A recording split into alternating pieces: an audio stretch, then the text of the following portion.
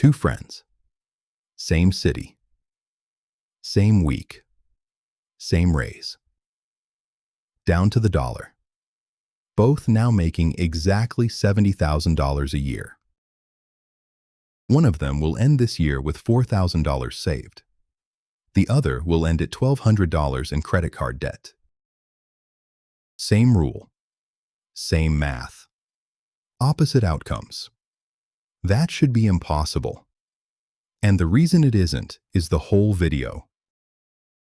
Dana got her offer letter, taped it to the fridge for exactly 1 day, then opened her banking app, multiplied $70,000 by 0.3, divided by 12, and started messaging landlords with $1,750, like it was a password.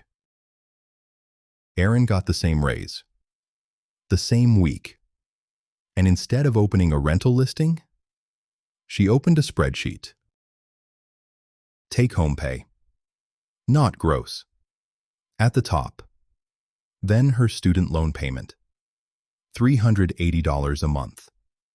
Then her car note, $310.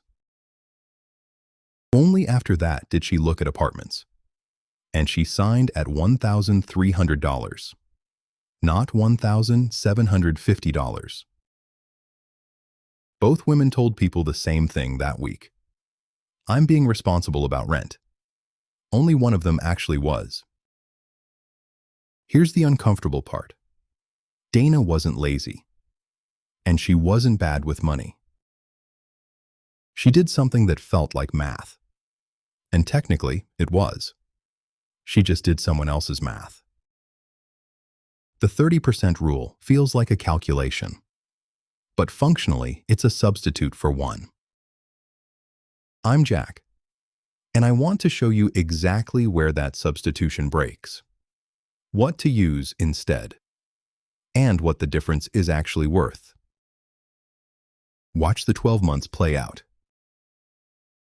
Dana's $1,750 rent, plus her $380 loan payment, plus her $310 car note, comes to $2,440 a month in fixed costs, before she's bought a single groceries bag, on a take-home of roughly $4,650.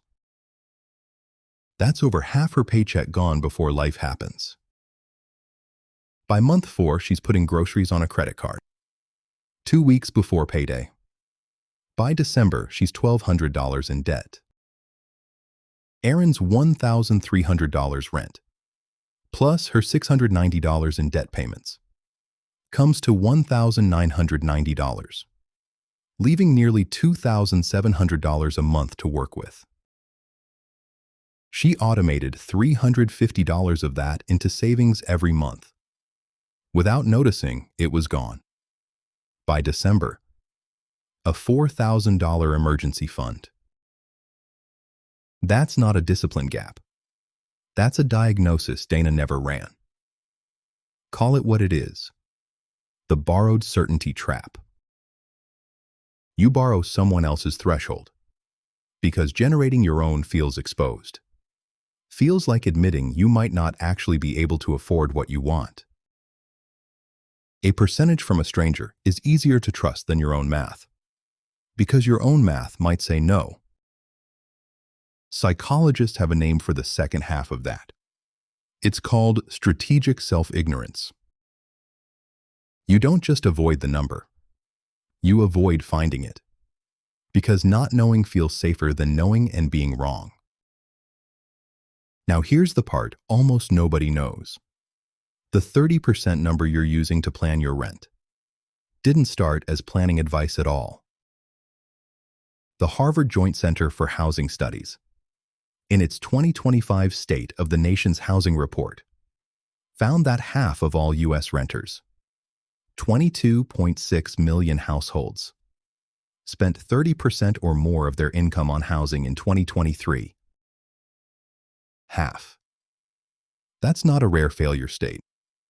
That's what happens when a huge share of the country runs the identical formula. HUD's own research traces that 30% figure back to the Brooke Amendment of 1969, a law that capped what the poorest public housing tenants could be charged. It started at 25%, and Congress raised it to 30% in 1981, mostly as a budget-cutting move. It was built as a ceiling for people with almost nothing, somewhere along the way. Everyone inherited it as a floor for planning a $70,000 salary. Now, to be fair to the rule, because it's not a scam, housing economists still use 30% as a screening tool. And for good reason. It's fast. It's comparable across every city in the country. And at a population level. It catches genuinely dangerous rent burdens at a glance. Nobody can run a full spreadsheet audit on 45 million renters.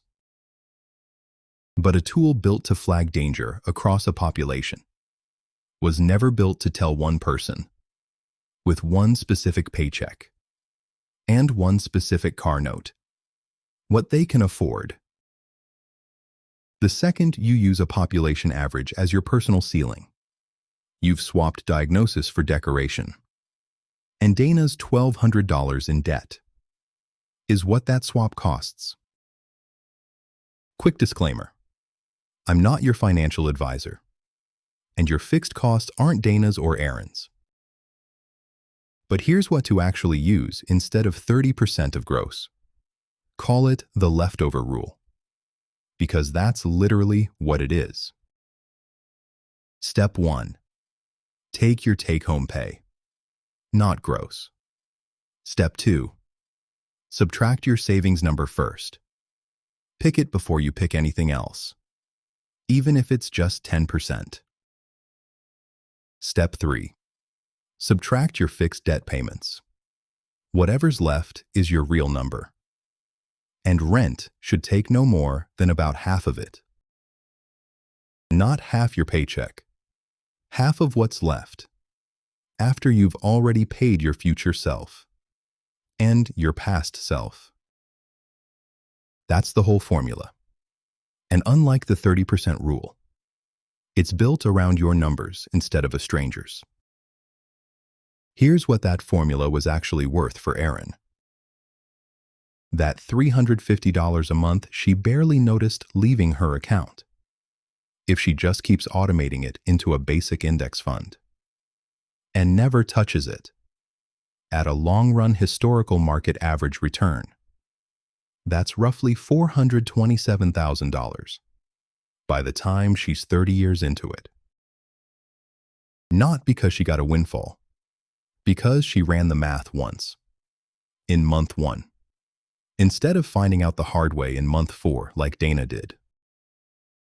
That's what boring and correct is worth, when you let it compound, instead of interrupting it every December. By December, Dana finally opens that spreadsheet, the one she should have opened before she signed anything. She's not behind because she's careless. She's behind because she trusted a number that was never built for her. Erin isn't ahead because she's smarter. She's ahead because she ran her own numbers, before the rule ran them for her. And then she let time do the rest. So here's the actual question. Pull up your rent, your take-home pay, and your fixed debt. Right now. Not later. Run the leftover rule instead of the 30% rule. What's your real number? Put it in the comments. Not because I want engagement, because I'd bet real money most of you have never once run that number. And that's exactly how the rule gets away with it.